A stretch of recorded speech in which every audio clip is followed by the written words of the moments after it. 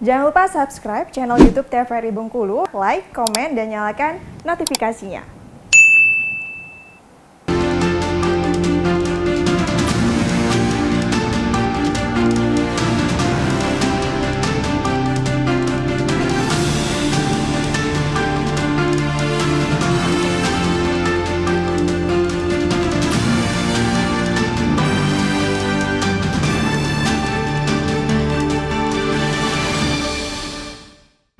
Baiklah pemirsa, terima kasih Anda masih bersama kami di Berendo TVRI Bengkulu.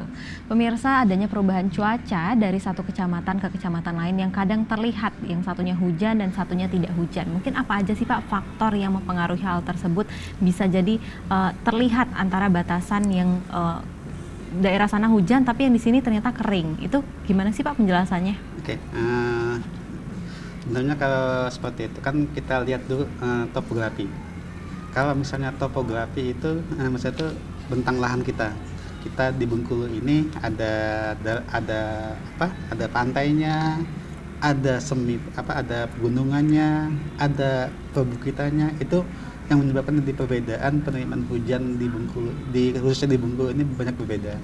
Jadi intinya biasanya itu kalau misalnya ada penguapan, dia bergerak, angin itu pasti akan bergerak ke arah gunung. Di arah gunung itu dia banyak sekali. Dia misalnya di gunung itu dia akan berusaha bagaimana awan itu naik ke atas dan itu akan timbul awan-awan hujan. Di situ di masing-masing lokasi itu pasti berbeda.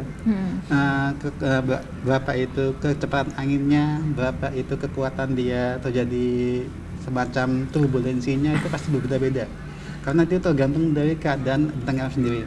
Misal gitu kan, kalau di pegunungan, kok di pegunungan terjadi hujan terus daripada di daerah pantai? Ya itu, karena di situ tuh di pegunungan itu tempat terjadi pertemuan awan, lokasinya di situ gitu.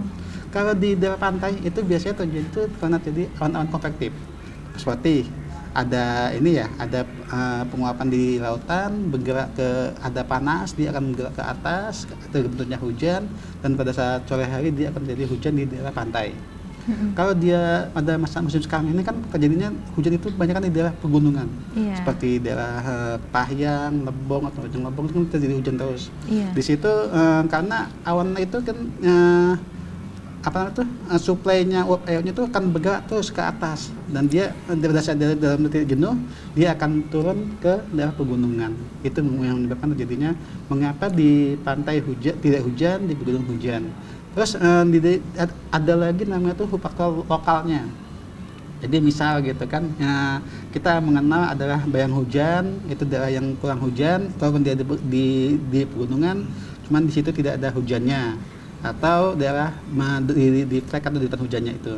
Di situ apabila di kita ada bukit barisan, dia agak ada lebih tinggi dari di daerah seperti daerah Curug itu ada daerah bayang hujan itu daerah Bukit Kaba. Itu dia ada hujan, cuman dia biasanya tuh dapat bagiannya itu sedikit, nggak begitu banyak. Itu kalau daerah sebenarnya di depannya pegunungan biasanya terjadi hujan. Gitu. Mengapa kita di Bengkulu sendiri itu berbeda-beda. Iya, seringkali terlihat ya Pak perbedaannya antara yang daerah satu ternyata hujan dan daerah lain enggak nih. Seringkali terjadi miskomunikasi nih antara itu, ternyata memang daerah itu bisa hujan dan juga daerah lain itu suatu hal yang lumrah ya Pak terjadi. Nah kalau misalnya terkait dengan curah hujan, memang ada curah hujan yang rendah dan juga curah hujan yang tinggi seperti yang kita bahas sedikit tadi ya Pak ya. Nah yang mempengaruhi itu apa saja sih Pak faktor yang mempengaruhi tinggi rendahnya curah hujan di suatu daerah? Kita di Bengkulu ini ada beberapa lokasi yang termasuk daerah yang tinggi, yang itu di daerah Kemumu, daerah Gampang, itu tinggi tujuannya itu. Jadi di situ kita terjadi pertemuan angin ada yang terjadi di situ. Misalnya kan ini dia daerah konvektif, dia akan naik ke atas. Nah di situ berapa sih intensitas peluang terjadinya awan-awan hujan itu? Biasanya itu dia akan kita lihat dulu semacam topografinya itu. Apabila dia seperti kita lihat karakteristik di daerah Kemumu sama daerahnya yang bayang hujan itu dia beda. Kemumu itu dia letaknya tuh di depannya bukit. Jadi di situ akan terjadi udara akan dipaksa naik ke atas. Nah di situ dia sering kali terjadinya pembentukan awan hujan. Nah di situ akan terjadinya dia akan membentuk awan-awan cumulonimbus yang cukup besar sehingga di situ intensitas hujannya akan semakin besar. Apabila ada awan cumulonimbus dengan skala kecil, dia akan menyebabkan juga terjadinya awan-awan hujan juga akan kecil juga di situ, begitu. Jadi tergantung supply uap airnya, yang kedua angin, yang ketiga topografinya. Baik, berarti suplai uap air, angin dan juga topografi itu yang sangat mempengaruhi tinggi rendahnya curah hujan di suatu daerah. Jadi yang di Bengkulu itu paling tinggi di Arga Makmur ya Pak. Kalau di Bengkulu sendiri gimana nih Pak? Kalau di Kota Bengkulu itu termasuk sedikit kurang. Kurang ya Pak ya. Wajar nih Bengkulu ini panas banget nih akhir-akhir ini ya Pak ya. Baik, mungkin saya beralih dulu kepada Pak Ibnu Hafaz ya Pak ya, terkait dengan langkah-langkah untuk antisipasi yang perlu diketahui oleh petani, khususnya petani yang masih awam nih Pak. Jadi ada langkah-langkah untuk dari pemerintah sendiri yang digunakan untuk petani seperti diversifikasi pangan dan juga pengumpulan air untuk antisipasi dari gagalnya hasil panen. Mungkin bisa dijelaskan kepada masyarakat di rumah yang ingin memulai nih Pak untuk bertani di cuaca yang ekstrim ini Pak. Mungkin pada saat cuaca ekstrim, petani-petani yang ingin mengelola pertanian itu mereka akan berpikir dua kali karena tidak ingin terlalu merugi. Memang antisipasi daripada kami kemudian pemerintah untuk menghadapi cuaca ekstrim ini memang sudah cukup.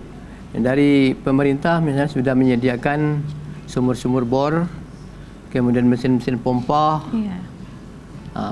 Itu semuanya sudah dibantu di petani, dan di mana titik-titik yang ada sumber air itu sudah dibuat rumah pompa.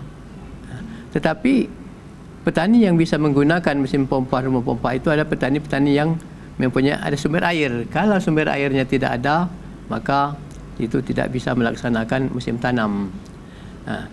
Untuk yang bisa mengolah pertanian seperti itu di wilayah Kota Bengkulu ini mungkin sekitar 30%. Jadi sangat dikit sekali kalau memang mau mengolah lahan pertanian itu dari awal. Kalau untuk menyelamatkan tanaman, memang dengan mesin-mesin pompa yang ada saat ini itu memang sudah cukup. Tetapi kalau memang dari awal kita mengolah lahan pertanian itu ingin pakai mesin pompa, itu tidak juga efektif.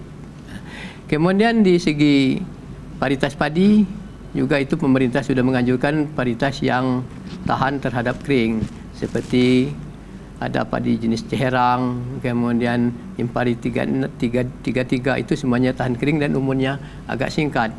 Tetapi kalau cuaca seperti ini yang terlalu panas ini mungkin kita juga tidak berani untuk mengolah pertanian. Mungkin saat ini kita sedang panen, mungkin nanti baru akan mengolah pertanian itu nanti setelah musim hujan sampai, karena tidak mungkin kita bertani akan menimbulkan kerugian cukup besar. Jadi antisipasi itu kami sudah kaji betul itu untuk langsung mengolah pertanian. Biasanya kami panen pada bulan Juni, kemudian awal Juli kami akan bergerak cepat mengolah lahan pertanian kembali. Tetapi kalau melihat cuaca saat ini mungkin kami akan menahan diri untuk mengolah lahan pertanian. Baik, berarti penghitungan juga dalam bulan itu sangat penting untuk petani ya Pak ya. Baik pemirsa, kita akan lanjutkan diskusi kita setelah jeda pariwara berikut ini. Tetap bersama kami di Berendo TVRI Bengkulu.